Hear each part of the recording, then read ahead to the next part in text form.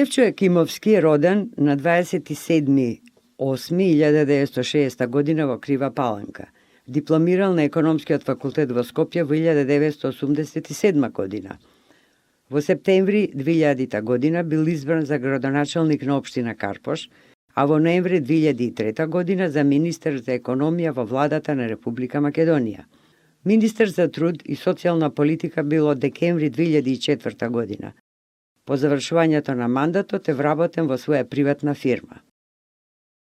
Во април 2009 година победил на непосредни избори за локална власт и повтор пат станува градоначалник на општина Карпош. 4 години потоа, во март 2013 година, настапи самостојно на изборите и ја доби довербата на граѓаните во Карпош. Во септември 2013 година ја формира партијата Граѓанска опција за Македонија ГРОМ и на председателските и парламентарните избори освојува 32.000 гласови. Од тогаш наваму неговата ГРОМ е парламентарна партија. Во октомври 2021 година на локалните избори се кандидира како кандидат на ГРОМ и по четврти пат ја добива довербата од граѓаните, кои очигледно не ги заборавиле резултатите од работењето до 2017 година.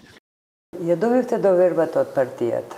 Зошто мислите дека ја заслужувате од граѓаните? Се што е направено во Карпош, после социјализмот, значи после 80-те години, е направено под моје раководство. Подршката ја барам од граѓаните затоа што имаме што да понудиме и во наредниот временски период. Ке продолжиме да градиме градинки, значи градинка во Нерезини треба, и во делот кај што живеат албанци, и во делот кај што живеат македонци, ни треба една градинка во Злокуќани и со тоа имаме комплетна мрежа на деца заштита во општина Карпош. Ние немавме градинка во Бардовци, сега имаме и тамо градинка која што веќе капацитетот е мал, таа треба да прими 75-6 деца, веќе имаме 116 деца.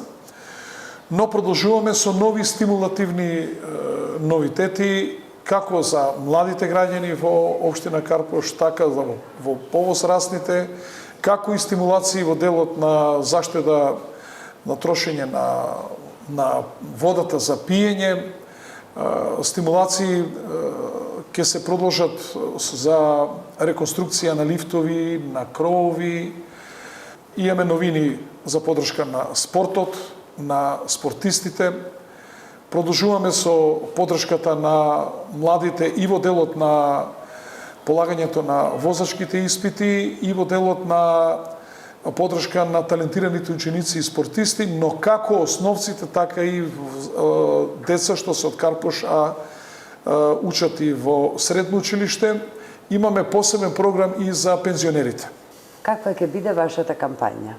Мојата кампања е секогаш конструктивна. Јас секогаш нудам решенија за проблемите. 2009 година мојот слоган беше "Проблемите ги знам, решенија имам", и така и бидна. Ние готово најдовме решение за сите проблеми што сме ги имале, воглавно тоа беа инфраструктурни проблеми. Како расте стандардот, како времето проаѓа, веќе немаме семејство со едно возило или без возило, веќе имаме семејства со 3, 4 па и повеќе возила, и значи возилата веќе ни стануваат сериозен проблем. Ние, значи, главната насока, главниот удар на трошење на финанските средства што ги имаме, ќе ги насочиме кон решавање на проблемите со паркирањето, и јас веќе имам нарачено 2 катни гаражи да се прават проекти. Едната е во делот на Карпош 1, втората е во делот на Карпош 2. Која е првата работа што ќе ја направите откако ќе бидете избран за градоначалник? Најпрви треба да ги направиме проектите за 2 катни гаражи, кои ги планираме во Карпош 1 и Карпош 2, и да издвоиме средства за распишување на тендери за овие 2 објекта. Што можевте, мислите дека не успеавте да направите за време на овој мандат? Овој мандат беше многу тежок. Имавме многу голема обструкција пред се од советничката група на ВМРО ДПМН и на дел од други советници. Немавме мнозинство во Советот и тоа не спречуваше да можеме да донесеме значајни одлуки кои се битни за граѓаните на општина Карпош. Значи, ова советничка група гласаше против носење на буџет и програми без било какви причини дури 2 години. Имавме обструкции, гласање против, се со цел да што е можно повеќе стагнира општина Карпош. Така да, ако го имаме предвид фактот дека имавме 5,5 милиона евра блокирана сметка и уште 650.000 евра дополнителна блокада за неплатен данок и пресуда на 2 милиона и 300 од Свето Јаневски и на 1.200.000 од фирмата Алком проект и уште 3 милиона евра блокада од Пуцко Петрол, тоа значи дека ние направивме многу повеќе од она што навистина можеше и благодарение на разбрани советници, благодарение на моето искуство, успеавме да направиме неколку значајни работи, а тоа е да ја довршиме општинската зграда, да ги реконструираме сите училишта, да обезбедиме топ опрема компјутерска, со смарт панели, со фотоволтаични системи, да ги реновираме и реконструираме фудбалските игралишта во училиштата, да поставиме ново улично осветлување со кое што штедиме секој месец со 60 до 65.000. Тоа се многу битни работи и да го вратиме целиот долг на општина Карпош, значи општината Карпош солвентна, не дужи никому, ниту ден не достиме со плаќање на било која фактура во општината. Кои конкретни мерки ќе ги предложите за младите во општината со цел на нивно задржување?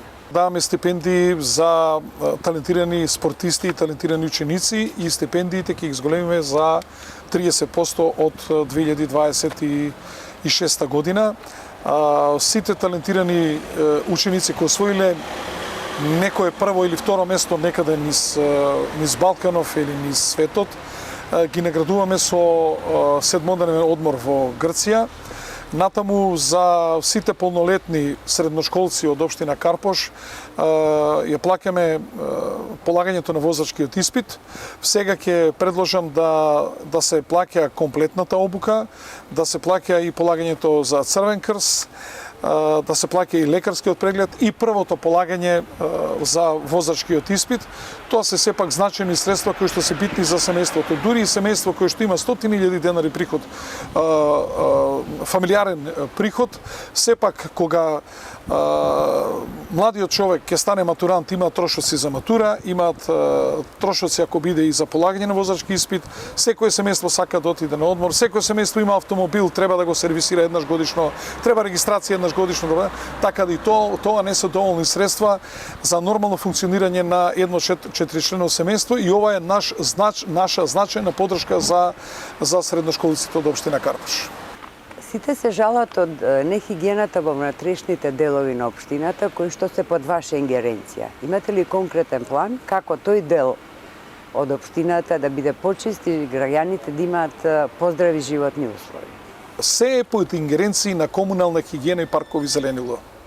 Значи, се е нивна обврска согласно закон за локална самоуправа. Ние само помагаме во овој дел. За жал, паркови зеленило не постои. Истото е и со комунална хигиена. До неодамна, барем некако ги подегаа контейнерите и кантите кај индивидуалните домови. Сега и тоа го работат 2-3 пати само годишно. Буквално не само општина Карпош го затрупаа целиот град со смет околу контейнерите. Мојот предлог е јасен. Парите што се собираат од граѓаните за комунална хигиена и паркови зеленило да се уплаќаат на сметката на општината, а општината да плаќа на економскиот оператор.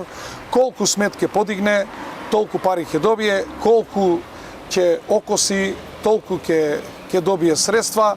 Ако не може да извршува добро работата, тоа ќе се вклучи уште еден, уште два економски оператора и јас гарантирам дека општината ќе биде чиста и ова е недозволиво да биде за хигиената одговорен градоначалникот на Скопје, не знам, да бидат и градоначалници на општина, да биде одговорено комунална хигиена, паркови зеленило, раководители на сектор, а всушност ние не знаеме кој е одговорен за одржувањето на хигиената. Она што јас го барам и јас што го предлагам, градоначалниците да бидат одговорни за хигиената и одржувањето на зеленилото.